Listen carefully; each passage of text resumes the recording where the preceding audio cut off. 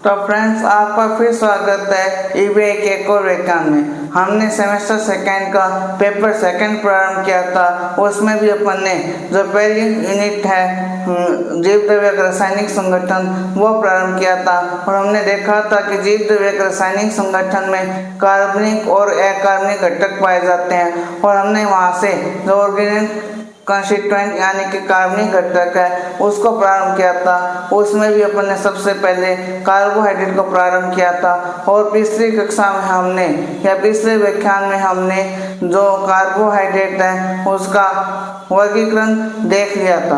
अब हम आगे जो कार्बोहाइड्रेट का जो प्रथम समूह है या प्रथम श्रेणी है मोनोसैकेराइड उसको प्रारंभ करने जा रहे हैं। तो यदि अपन मोनोसैकेराइड की बात करें तो यह सरलतम कार्बोहाइड्रेट होते हैं। अब ऐसा क्यों कहा गया कि सरलतम कार्बोहाइड्रेट होते हैं? तो ऐसा इसलिए कहा गया क्योंकि इन मोनोसैकेराइड के द्वारा ही कार्बोहाइड्रेट है जो जटिल कार्बोहाइड्रेट है या कार्बोहाइड्रेटों के बहुलकों का निर्माण होता है। जैसे यदि अपन सुक्रोज देखते हैं तो वहाँ पर दो मोनोसैकेराइड इकाइयाँ आती है। अब कौन से दो मोनोसैकेराइड इकाइयाँ आती है? जब अपन डाइसैकेराइड पढ़ेंगे तो इसका अध्ययन वहाँ पर ही करेंगे। ऐसे ही सेलुलोज में भी मोनोसैकेराइड इकाई पुनरावृत्ति होती है जिसके कारण यह पॉलीसैकेराइड का निर्माण करता है। इसलिए हम कहते हैं जो मोनोसैकेराइड होता है वो सरलतम कार्बोहाइड्रेट होता है। अब मोनोसैकेराइड की यदि बात करें तो इसमें एक एल्डिहाइड या कीटोन समूह होते हैं और दो या दो से अधिक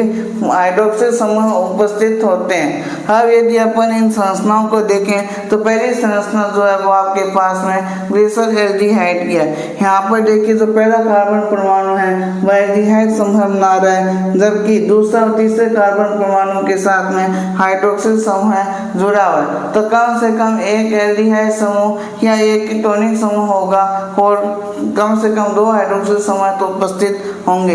ऐसे ही यदि अपन कीटोन समूह की बात करें तो इसका सबसे अच्छा उदाहरण डाइहाइड्रोक्सी एसीटोन। यहाँ पर अपन देखें तो दूसरे कार्बन पर कीटोनिक समूह उपस्थित है, जबकि पहले और तीसरे कार्बन पर हाइड्रोक्सिल समूह उपस्थित है। अर्थात यहाँ पर दो हाइड्रोक्सिल समूह उपस्थित है और एक कीटोनिक समूह है।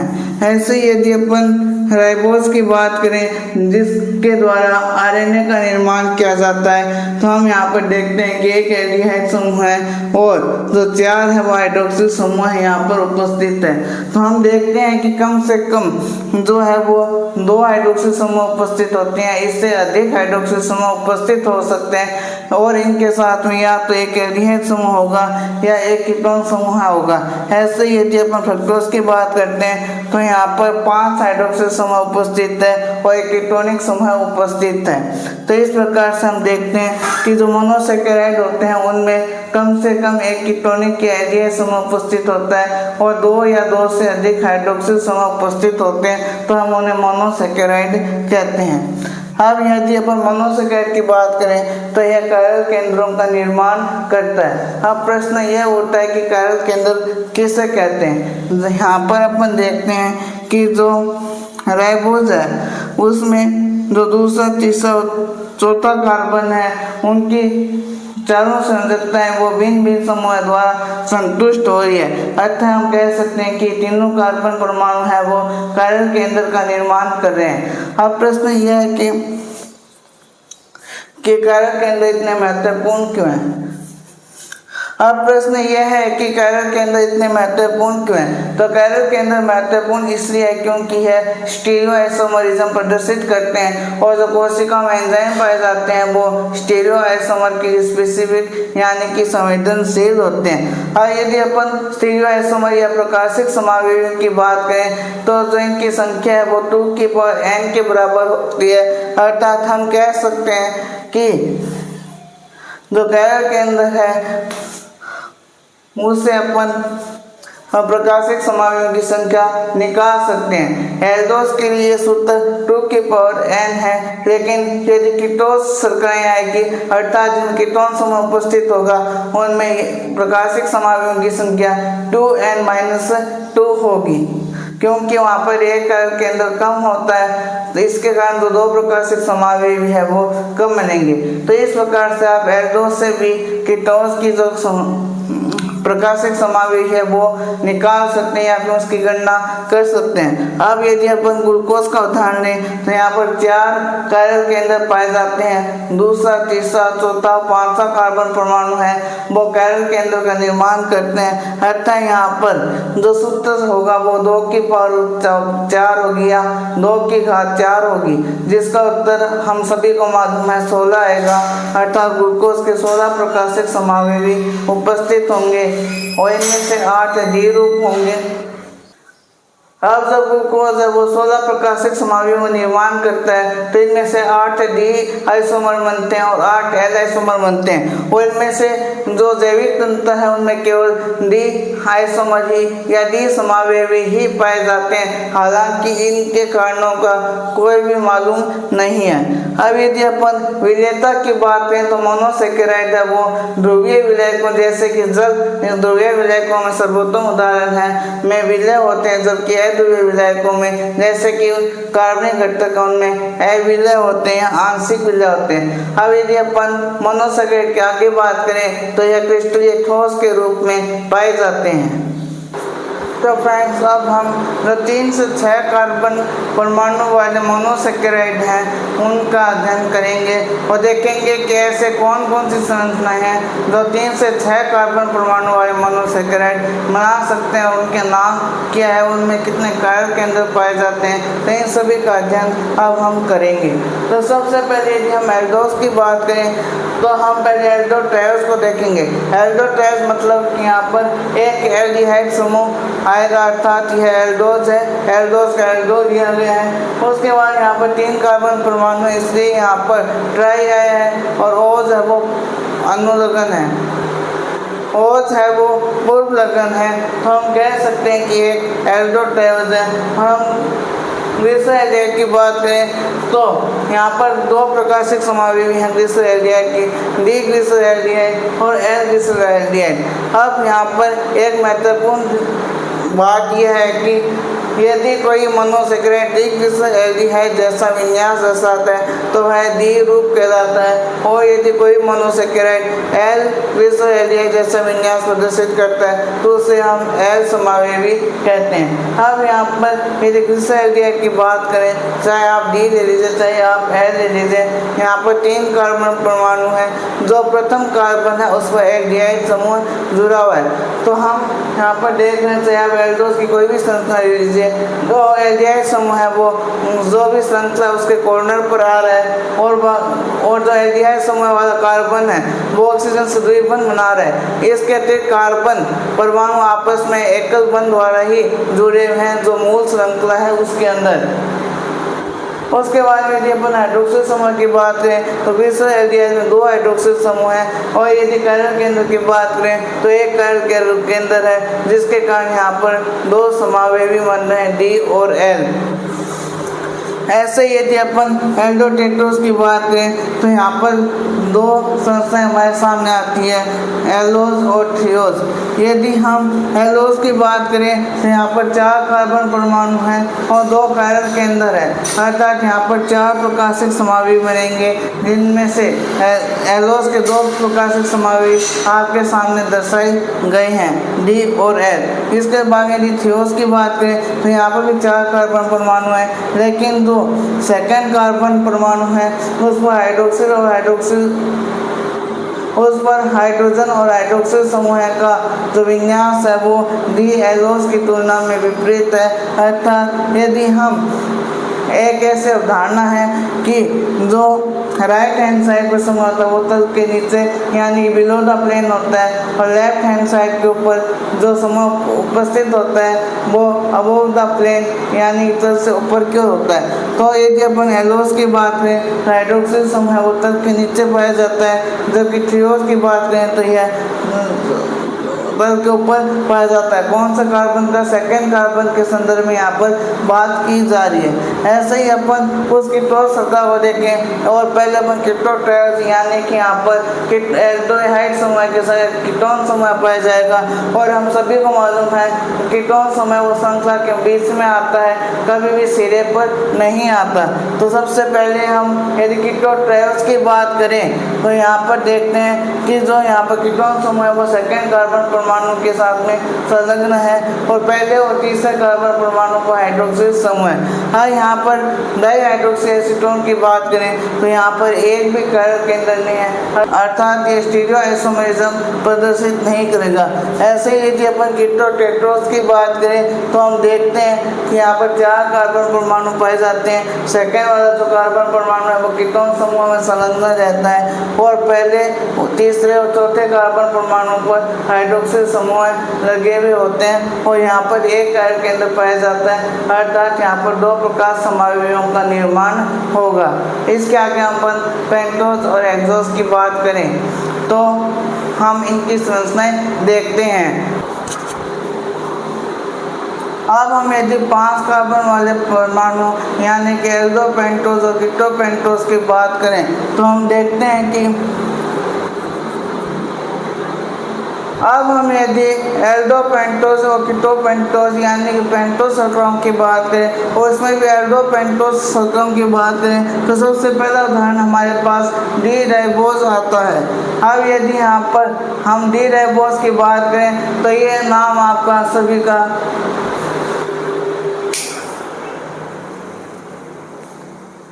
अब अपन यदि पेंटोस श्रृंखलाओं की बात करें तो इसमें पहला नाम हमारे पास में एल्डोपेंटोस आता है। उसमें भी हमारे पास हम सबसे पहले राइबोस का अध्ययन करते हैं और राइबोस का नाम आप सभी के लिए जाना पहचाना हुआ है, क्योंकि जब आप कक्षा 12 पढ़कर आए थे तो वहाँ पर आपको बताया गया था कि आरएनए के अंदर राइबोस श्रृंखला होती है और डीएनए में डीऑक्सीराइबोस श्रृंखला होती है, जहाँ पर जो राइबोस का जो सेकेंड कार्बन परमाणु है उसके ऊपर जो ऑक्सीजन समूह है वो नहीं होता है, तो उससे अपन डीऑक्सीराइबोस कहते हैं और वह डीएनए का निर्माण करता है।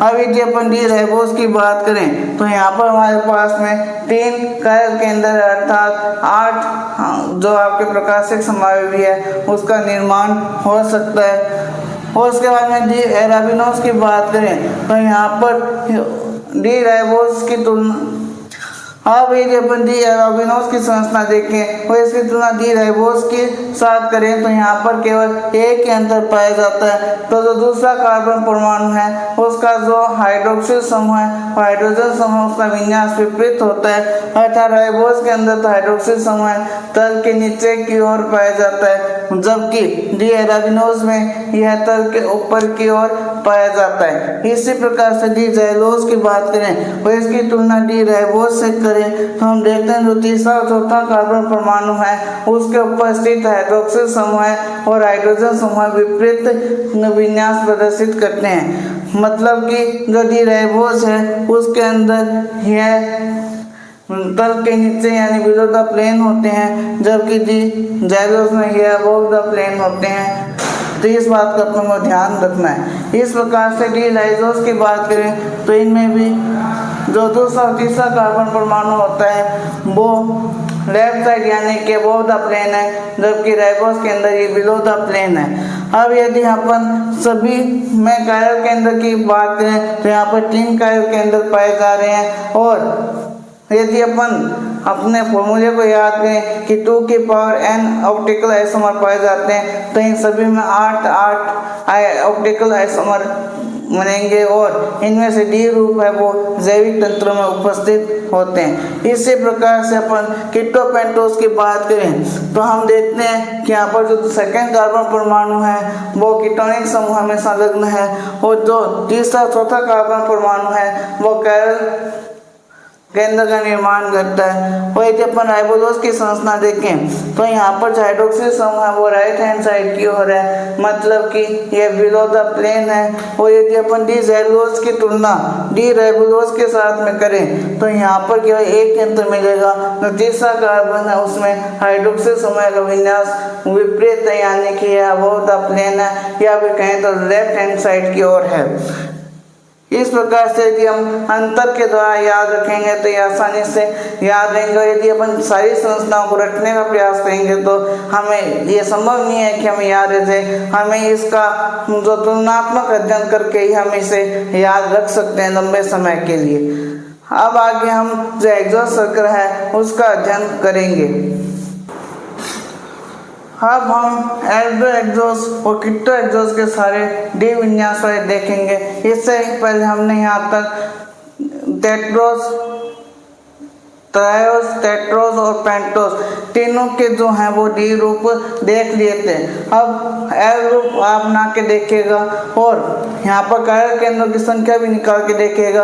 आपको मिलेगा कि जो एल्डोस में ट्रायोस संख्याएं होती हैं वहाँ पर दो जो प्रकाशिक समावि है उसका निर्माण होगा, जबकि DHAP जो कि कीटो ट्रायोस है या फिर डाई हाइड्रोक्सी एसीटोन है उसमें एक भी जो है वो कायरल केंद्र नहीं है, अर्थात प्रकाशिक समावि की संख्या नहीं मिलेगी।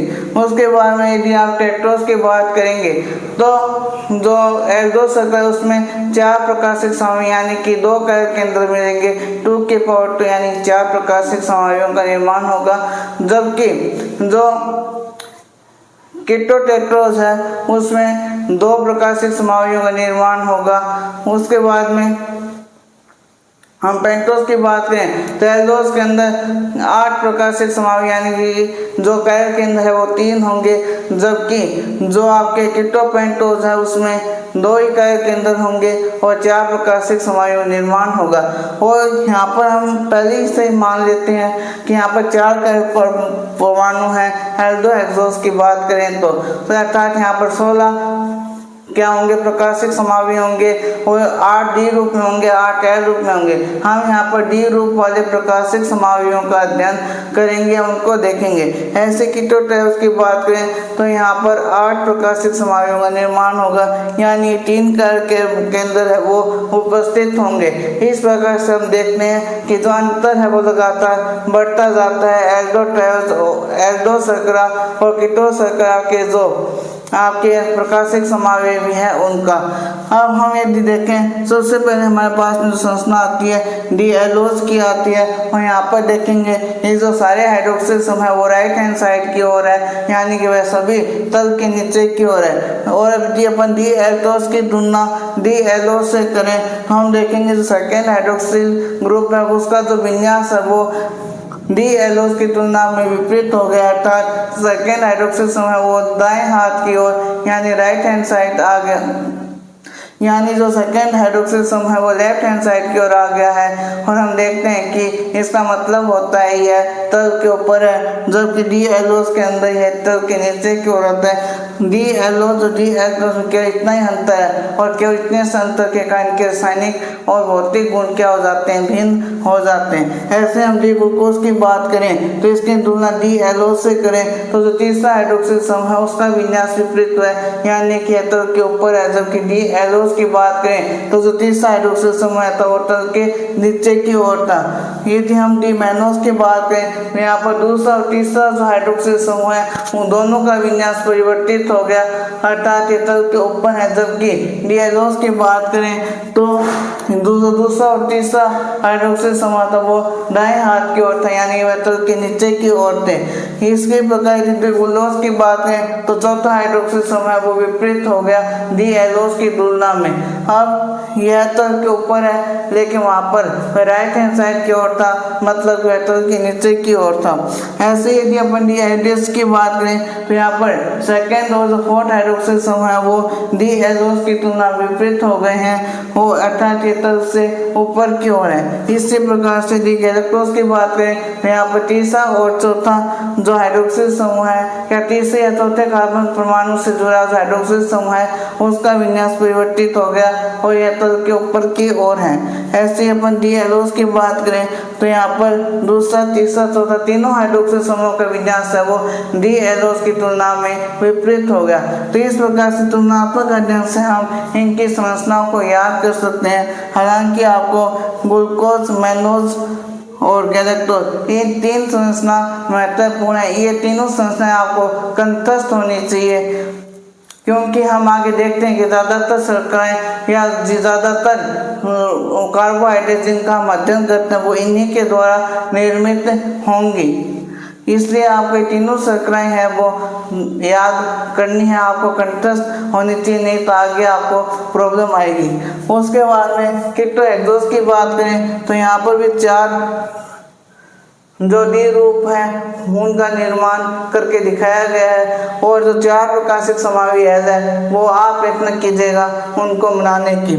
तो जब हम कीटोहेक्सोस में पहले डिसाइक्लोज की बात करते हैं तो हम देखते हैं कि दूसरे कार्बन परमाणु पर कीटोनिक समूह है, और यहाँ पर 3 है वो कह के अंदर, मतलब कि 8 क्या होंगे या इसके प्रकाशिक समावी होंगे।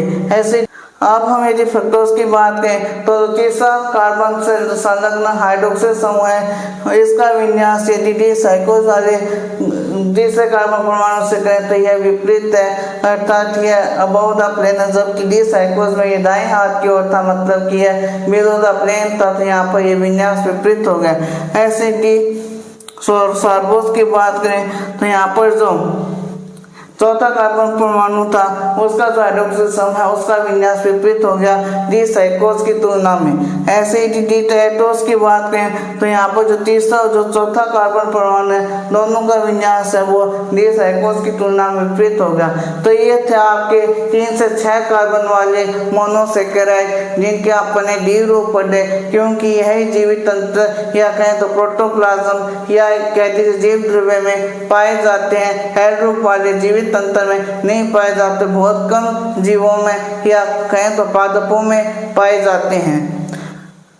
तो आज के लिए इतना ही फ्रेंड्स, आगे हम इनकी संरचनाओं का अध्ययन करेंगे और देखेंगे कि ये कैसे आवर्त संरचना में परिवर्तित हो जाते हैं, यानी चक्रीय संरचना में परिवर्तित हो जाते हैं जब इनको विलयन में रखा जाता है। और फिर से ये जितनी भी संरचनाएं थी आपकी फिशर संरचनाएं थी, हम आगे सीखेंगे कि इनको आवर्त संरचनाओं में कैसे परिवर्तित किया जाता है।